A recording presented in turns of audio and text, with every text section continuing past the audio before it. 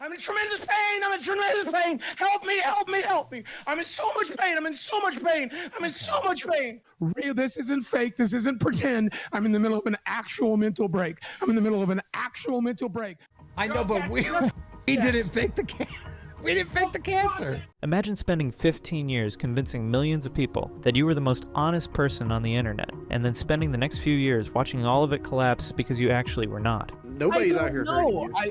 I'm about to be manipulated into doing something I've said for 2 years I won't do, so I can stay on the show. Everyone vote. I will not do this live on the show, no matter what you decide. That is not a hypothetical. That is the documented, time-stamped, live-streamed reality of Stephen Williams, aka Boogie2988, a man who built a YouTube empire on vulnerability, relatability, and the specific kind of warmth that makes people feel genuinely seen, and then used every single one of those tools to manipulate the people who trusted him most. He was called the Mr. Rogers of YouTube. He won a Game Award. He had 4 million subscribers who would have defended him against almost anything, and he threw all of it away. Not in one dramatic moment, but slowly, repeatedly, and always with an explanation ready that made him the victim of whatever had just happened. The face tattoo that now sits under his beard says the word liar. He put it there himself, and by the time you finish this video, you will understand exactly why it fits, and why, even years later, the pattern still has not stopped. It's now been 24 hours.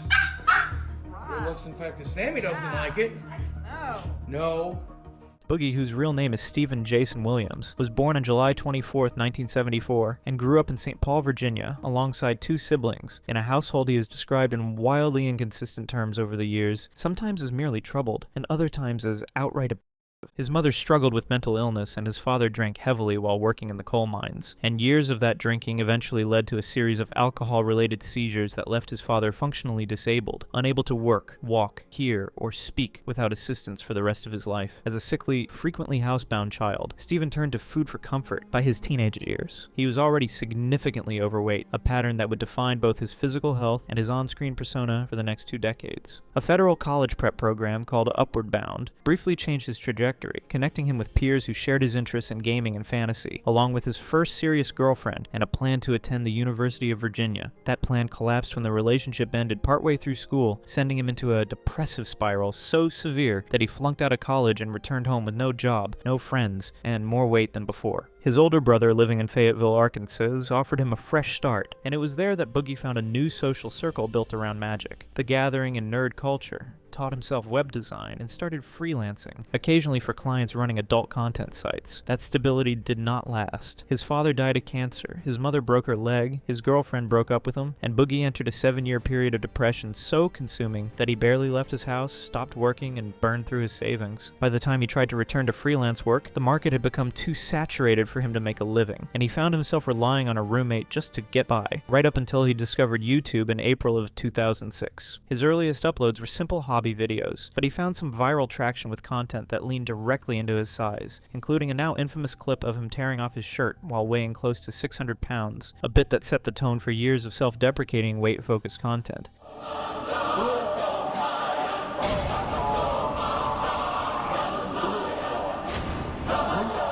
And it was shortly after his return that he began experimenting with character work, including a short-lived southern persona named Jesse, before landing on the angry gamer character that would define his early career, Francis.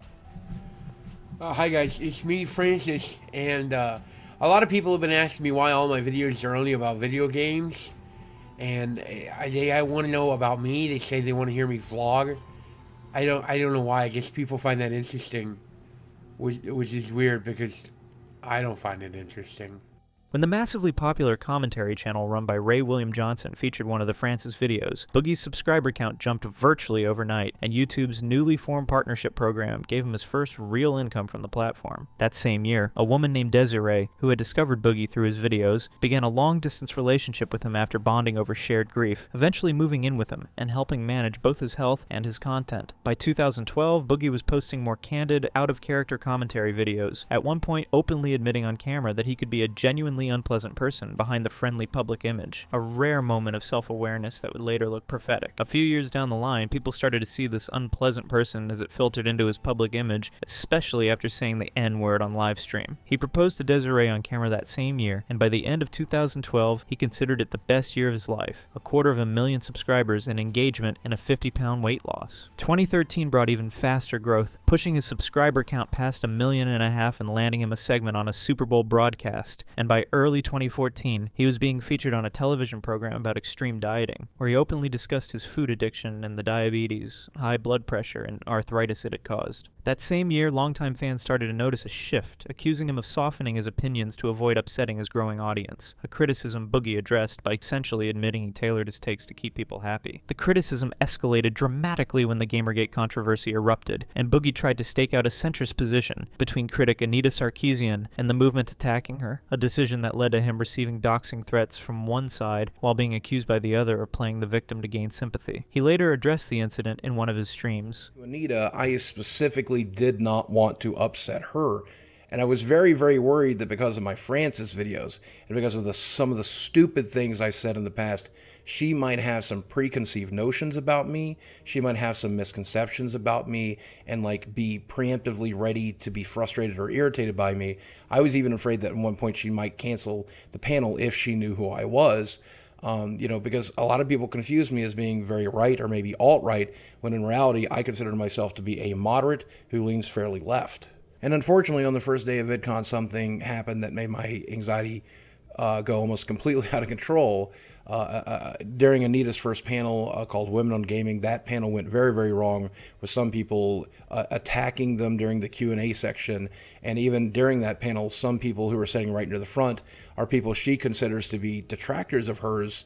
And she became so nervous and felt so attacked that she actually called one of those detractors names right to their face. I'm sure you've heard about this controversy. Despite the growing controversy, 2014 ended on a high note, with an invitation to present at the Game Awards and a channel sitting above 2 million subscribers, and the following 2 years kept the momentum going, culminating in his 2016 Trending Gamer Award, even as his Francis videos began facing demonetization. In 2017, ahead of his planned gastric bypass surgery, Boogie was invited to speak on an anti-bullying panel at VidCon, alongside Anita Sarkeesian, and despite his stated intention to avoid conflict, his closing remarks ended up angering her, sparking another round of criticism that painted him as someone more interested in being liked by everyone than in taking an actual position. But the version of Boogie that people actually fell in love with through all of this was never really Francis. It was the version who sat in front of a camera and appeared to speak with total honesty about his weight, his mental health, his childhood, and his fears, telling viewers that no matter their size or circumstances, hope was still possible.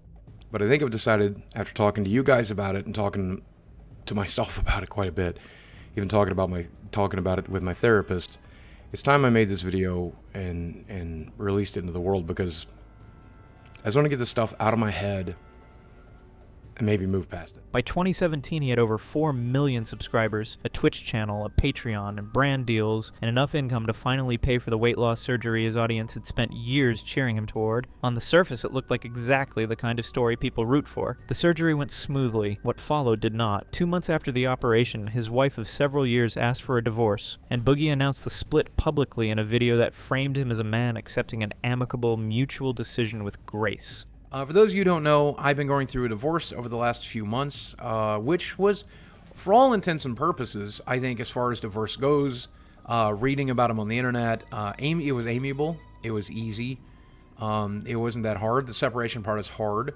but sometimes when it's over and the feeling is mutual, it's not too hard to walk away. That framing did not hold up for long. On later streams, Boogie admitted his anxiety disorder had made his wife walk on eggshells throughout the marriage, that their disagreements would spiral into full arguments, and that the relationship had never been as smooth as the earlier videos suggested. 2 months after the divorce was finalized, he uploaded a video in which he and his Francis character staged a confrontation, with an effigy representing his ex-wife, accusing her of being untrustworthy and blaming her for ruining holidays, before destroying the effigy on camera. He told his audience not to read too much into it.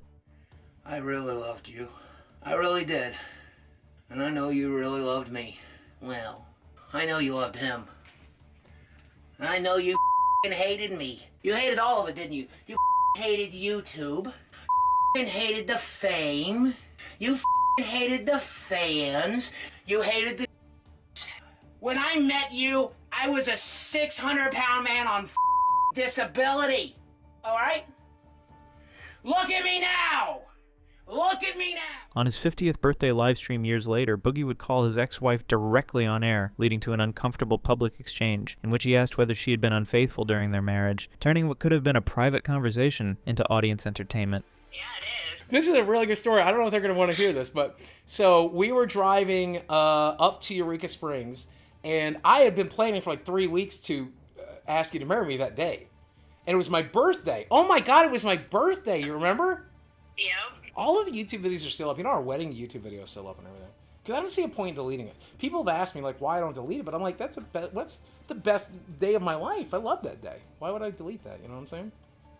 Oh, but you have to finish the engagement story about how you picked a fight with me about Oh! how I never watch your videos anymore. Yeah, so... I was working like 60-hour weeks. I know, You don't even care about my videos. You don't even watch them.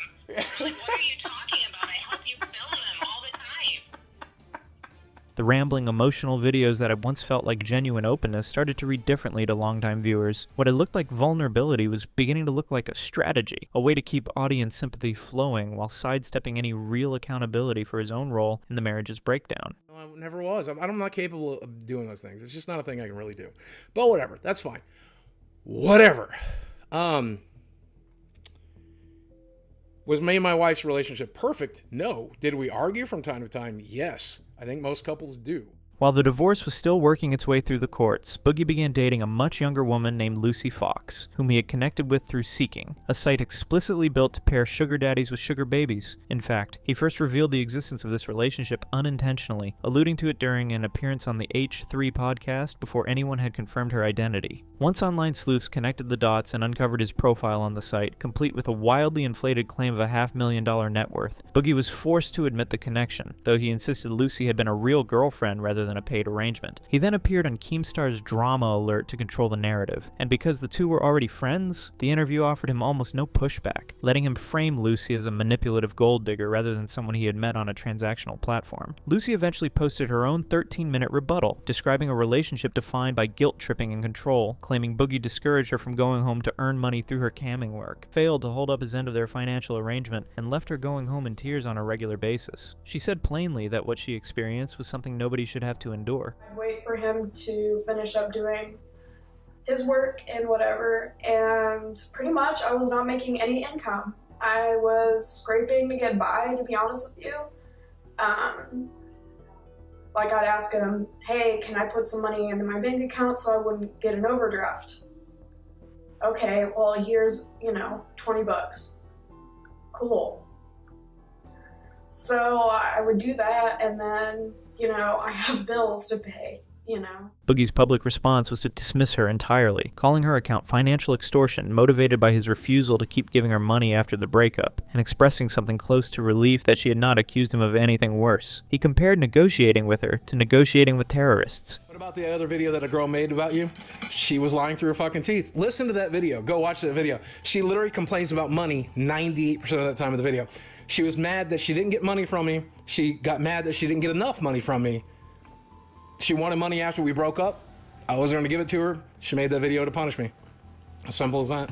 The contrast between that response and his carefully built public image was jarring to longtime fans. A man who had spent years branding himself as emotionally sensitive and kind had just responded to a woman's account of guilt and control by publicly dismantling her credibility in front of hundreds of thousands of people. The scandal also dragged an older pre-YouTube version of Boogie into the light. Detractors surfaced adult websites he had run years earlier, filled with blog posts about his personal life and rants that bore little resemblance to the gentle, earnest persona his subscribers believed they knew. Boogie addressed the resurfaced blog post by saying he was appalled by what he had once written and insisting he had changed. But the Lucy Fox situation had just demonstrated that whatever change had occurred was at best incomplete. Just days after Boogie posted a video promising to move past his rambling, sympathy-seeking content, an anonymous Redditor published a roughly 5,000-word thread cataloging years of contradictory and troubling statements Boogie had made across his channel and streams, essentially arguing he was the opposite of the persona he presented. Among the incidents cited was a call where Boogie upset over criticism, and a segment where he suggested some good had ultimately come out of the medical experiments performed during the Holocaust lost because captured Nazi scientists later contributed to American medical research. Rather than let the thread stay buried on a smaller subreddit, Boogie broadcast it to his own audience by ranting about it, which only amplified the criticism and cost him more than 100,000 subscribers over the following 4 months. He would go on to give wildly inconsistent accounts of his own childhood over the years, at one point telling viewers his mother had but never him, and at another point tearfully telling a different stream that his father had in fact him, before later comparing surviving all of the in his childhood favorably to the pain of his divorce. He also said the mother once threatened to kill him if he revealed the truth to therapists or school officials. Let me tell you, whatever you tell her, if she tries to take you out of this home, I will you and I will myself. So I did the smart thing. I went in and I lied because I knew Mom was serious. This is a woman who had attempted several times. This is a woman who'd nearly me and my brother and my sister several times. She was crazy. I believed her. So I lied. I lied through my teeth. Overwhelmed by the backlash, Boogie announced he was taking a break to focus on his mental health, and his channel's monthly views collapsed from more than 10 million in earlier 2018 to just over 2 million by October of 2019, a decline that would define the next several years of his career. Even while the Lucy Fox fallout was still fresh, Boogie was making financial decisions that directly contradicted everything he had told his audience about money for a decade. Within the same week, he tweeted that he might have to return to retail work because YouTube no longer paid enough. He was also tweeting about a 6-figure Disney trip, and shortly afterward he bought a $100,000 Tesla Model X. On stream, he broke down about the purchase, admitting he could not afford the $1,600 monthly payments, that the car cost more than his monthly Twitch income, and that he genuinely did not understand why he had done it. He then turned to viewers and asked them to help pay for it, at one point openly acknowledging he was trying to manipulate them into giving him money. He also revealed in the same breakdown that he still owed $200,000 on his mortgage, a staggering admission from a man who had spent years publicly preaching about not living beyond his means and putting most of his earnings into savings. The backlash was severe enough that Boogie ultimately canceled the Tesla order and tried to claim online that the entire episode had been a joke, a framing most of his audience found impossible to believe given the raw, unscripted panic captured on stream. In the middle of 2020, banned YouTuber Frank Hassel began a sustained trolling campaign against Boogie, blaming him for his own ban and provoking him relentlessly on Twitter. Boogie initially tried to diffuse things privately, but the exchange escalated into an ugly, hours-long joint appearance on a rival livestream in August, during which both men traded insults about Boogie's Francis character being an accidental self-portrait. After that appearance, Boogie sent Hassel a private message telling him he was welcome to a message that would later complicate the sympathy people felt for Boogie once the confrontation turned physical. Most of his audience initially sympathized with him, viewing him as the target of an extreme and genuinely threatening trolling campaign, which in fairness he largely was. What complicated that sympathy was the earlier message inviting Hassel to him, evidence that Boogie had participated in escalating a situation that ended with a discharge near a school which he was arrested for. The felony charge would resurface years later when Boogie voluntarily disclosed it during a real job interview, alongside his mental health struggles, his obesity, his lack of steady work history, and his years in the adult industry, arguably the most unfiltered thing he ever did on camera. The years that came by opened a window into Boogie's finances his audience had never had access to. Between roughly 2018 and 2021, while he was publicly describing hardship and encouraging fans to buy his merchandise, he spent well over $200,000 on workers, often $30,000 to $40,000 a month at the height of it. He took women to Disneyland, flew them on vacations, and treated them to expensive dinners and luxury gifts. One woman who agreed to be interviewed in the documentary by director Mike Klum about Boogie confirmed that in a single evening he spent over $5,000 on a purse, dinner, and gift cards before the two slept together, and she went on to say that the experience was part of why she eventually left work behind entirely. Boogie described the women he had previously dated as unremarkable by comparison, and framed the spending as something he had earned the right to do because of the platform he had built, insisting he deserved to finally experience beautiful women after never having had the chance before. Deserve to go to New York and explore Times Square with a beautiful girl, right? Like, I deserve that, and I want that. That entitlement sat alongside genuine financial desperation. During a video, he showed his bank balance of roughly $2,700, acknowledged his mortgage payment was due the next day, and said he would be left with only a few $100s until his next YouTube payout arrived. Want to see?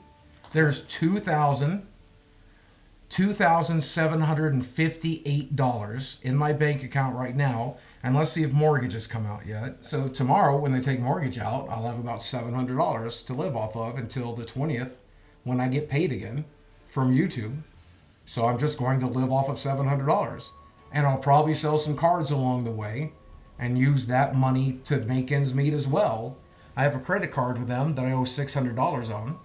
And on top of that, I still owe $163,000 on my house. To make ends meet, he sold off Magic, the Gathering cards he had owned since the 1990s, describing them on camera as pieces of his childhood he thought he would keep forever, all while continuing to spend money at his weekly card game night with friends, because he did not want them to know how broke he actually was. So selling off these things kind of sucks, because I've been playing Magic for 30 years, and some of the cards in this box I opened back in 1994. I opened them in like 96, and I've held on to them ever since, and that's like they're a piece of my childhood. They're a piece of my history. I thought I was going to get with this stuff. This is my stuff. This is me. This is part of me. And I made some money off of YouTube last month, but I did not make enough. Without a sponsor or something like that, I'm not making enough. So we're going to go to the game shop, but this is going to keep me from going out on the streets, right? Like, this is going to keep me in a house. Even his negotiations over the individual card prices with a longtime friend named Glenn, haggling over whether a card was worth $200 or $400, played out on camera as a strange collision of nostalgia and financial panic. His friends, the same group he hosted every Saturday for pizza and board games, said they saw him as a caring, funny, fundamentally good person, unaware of the scale of what he had been hiding from them, including the fact that he had quietly been footing their weekly food bill for years, without telling them how much it was straining his finances. While the spending on workers was happening privately, a parallel financial story was unfolding in public. Boogie had invested in Ethereum early, and as its value climbed through 2020 and 2021, he responded the way he responded to most things in his life, loudly and to anyone who would listen. He posted a video in January 2021 titled, "I Am Finally Rich," explaining that during a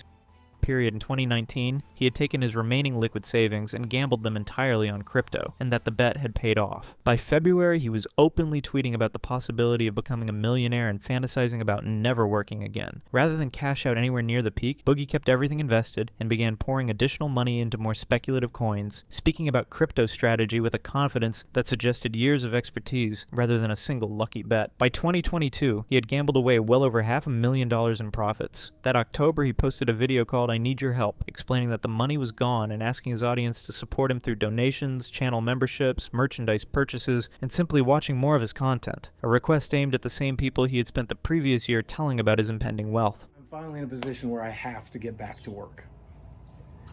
And I'm not making any excuses here.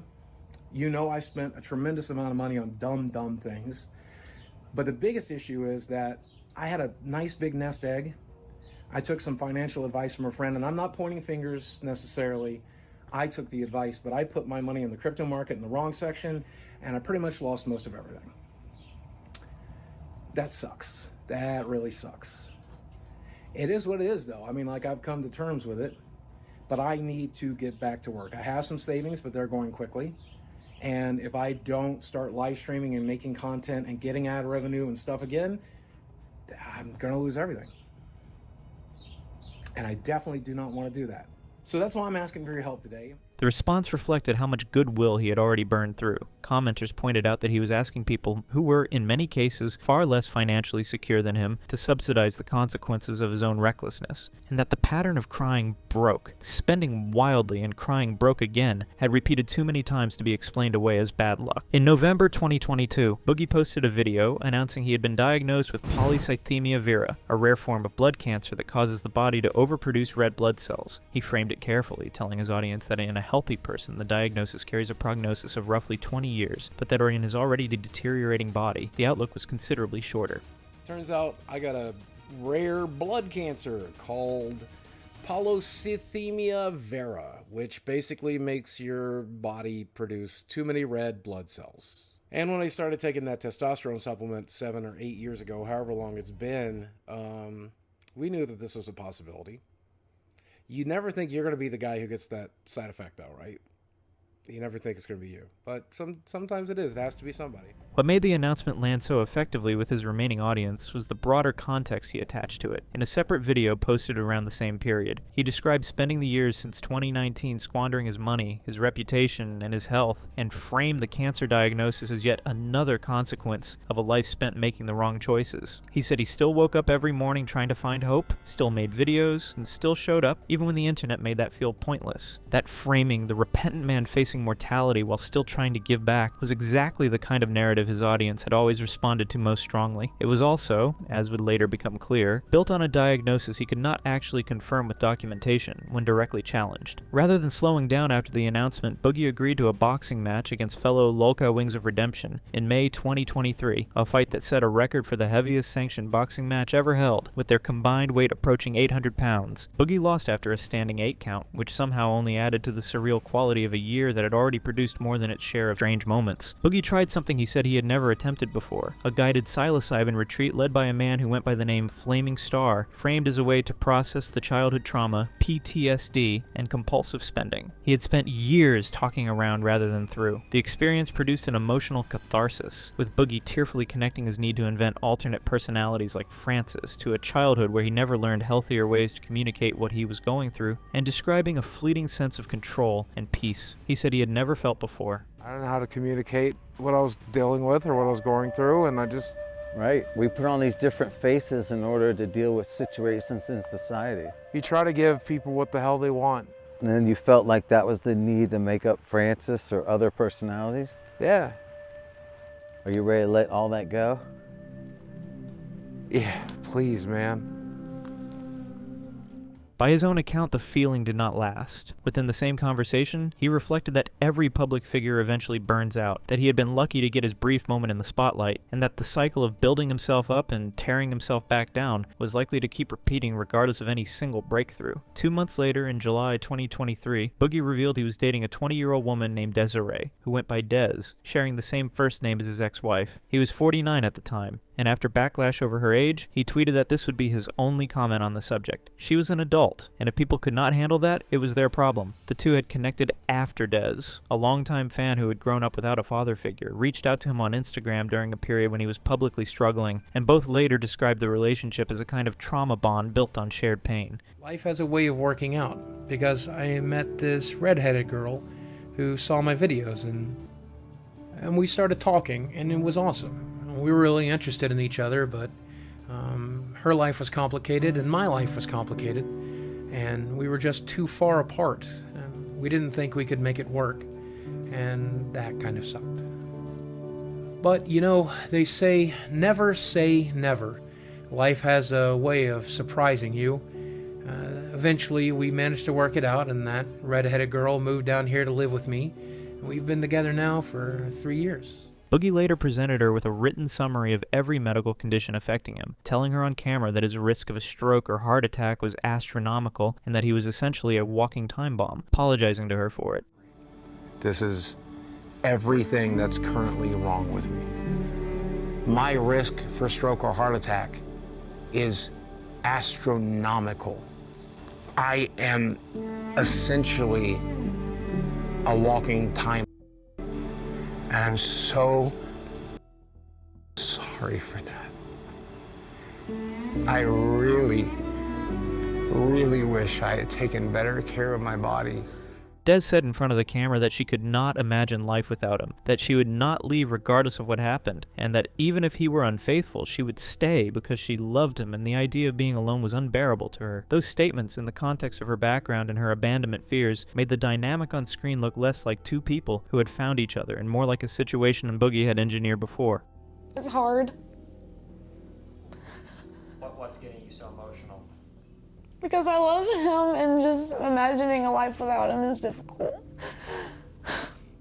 It did not help that Boogie had previously said in a separate podcast appearance that he preferred women without father figures because they were easier to keep attached to him, joking that a woman with no sense of who her real family was would let herself be wrapped around his finger. He was now in exactly that kind of relationship, and describing it publicly as the best one of his life. And a girl like Ray, she doesn't just have daddy issues, she's got mommy issues too. She doesn't know who her family is, all right? If you show her the slightest amount of kindness, and Finn did, you know you can wrap that girl around your little finger. She's going to give you everything you want. Just as a new podcast venture appeared to be giving Boogie a path back to financial stability, he undid much of that goodwill in a single decision. In June 2024, he promoted a meme cryptocurrency called the Fatty Token to his remaining audience in exchange for a $10,000 payment, despite having explicitly consulted crypto investigator CoffeeZilla beforehand and being told directly that the coin was a scam. The coin lost roughly 90% of its value within 24 hours of launch. A textbook pump and dump scheme launched on a site literally built for the purpose. Fans who had bought in based on his endorsement lost real money. When CoffeeZilla later confronted him on a recorded call, Boogie claimed the payment was already gone, spent on medical bills tied to his cancer treatment. CoffeeZilla then walked through Boogie's own bank statements live on the call, showing the money was still sitting in his account, leaving Boogie with no coherent explanation. You paid about $2,500. Like you're also talking about money you haven't spent, which you're trying to add up to $3,000. That's not the $5,000 you said was gone. And then you're taking... I told you it was $4,000 when we started this conversation, but of course you're lying about that too. Boogie, can you explain exactly how you started the month with $800, ended it with $5,000? You're saying the $5,000 you made from a crypto scam has nothing to do with it. I saved my... Rather than express remorse, Boogie spent days afterward arguing online that he was certain none of his actual fans had bought the coin, and that only wealthy outside investors had treated it seriously, a defense that convinced almost no one. For close to 2 years, Boogie had leaned on his cancer diagnosis to explain his declining health and to justify ongoing requests for financial support. That explanation began to collapse in July 2024, when political streamer Destiny joined a live stream and confronted him directly, arguing that everything Boogie had described about his symptoms and treatment matched secondary polycythemia, a non-cancerous condition, rather than polycythemia vera, the genuinely cancerous variant. Destiny methodically walked through the medical details. The testosterone supplement Boogie cited as a cause was consistent with the non-cancerous condition, not the cancer. The sleep study his doctor had ordered pointed towards sleep apnea as a more likely explanation for his elevated red blood cell count, and the bone marrow biopsy Boogie described as still pending made no sense for someone who had already announced a confirmed diagnosis 2 years earlier. Boogie grew increasingly angry, rather than producing evidence, insisting his doctor had used the words polycythemia vera and refusing repeatedly to show any documentation at one point, saying he would rather leave the internet than give up what he considered his last shred of privacy. Multiple other creators, including Destiny, Mudahar, and Mr. Meredith, eventually offered Boogie a combined bounty approaching $100,000 simply to produce official medical confirmation of the diagnosis. He refused every offer, a decision made stranger by the fact that he had just weeks earlier accepted $10,000 to promote a coin he knew was a scam. Okay, so you could screen cap that and just show it. I mean, that's what I did, and then that would be the end of it. Absolutely. And I made the decision 2 years ago that I would not do that, and I would rather leave the internet than to give the last shred of privacy I have left. Well, no, and here's the thing. I understand the privacy. After roughly 7 combined hours spread across multiple live streams of the same denial and refusal, Boogie finally admitted his polycythemia. Vera diagnosis had never been officially confirmed through a biopsy or any formal documentation. In the days that followed, comments on his videos reflected an audience that had run out of patience, with viewers pointing out they had donated, subscribed, and defended him specifically because of the cancer claim, only to learn it had never been confirmed. Yeah, I didn't want to do it. I obviously didn't want to do it. I still wish I hadn't done it, except the fact that I didn't want to do it is why I did it. Yeah. Because like I up, right? I get it. And I'll tell you what I learned about all of this is I need to shut the up about my trauma and my history and all that. It's played the out. Nobody wants to hear about it. Nobody cares. I need to figure out how to be entertaining on YouTube again.